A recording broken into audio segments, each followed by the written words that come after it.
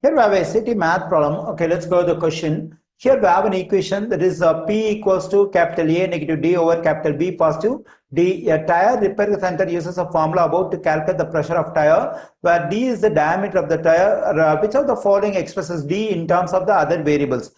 Okay, in the given equation, we have to solve for this lowercase d in terms of the other variables. Okay, now let me take this equation as it is. That is P equals to A negative D over B positive D.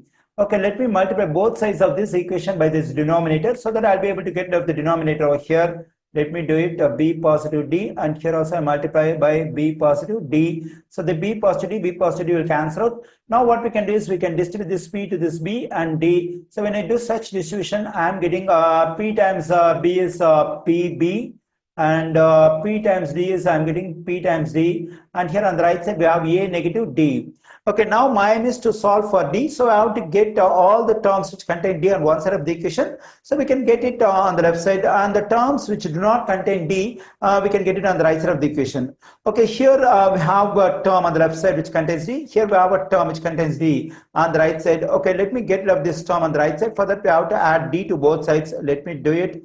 When I add D to both sides, it is negative D, positive D will cancel out. Then I'm getting PB positive, PD positive, D equals to A. Okay, now what I'm going to do is I'm going to subtract PB from both sides because I don't want the term which does not contain D on the left side. So let me subtract PB from both sides. Let me do it. So when I subtract PB from both sides, as positive PB, negative PB will cancel out. Then I'm getting PD positive D equals to A negative PB on the right side.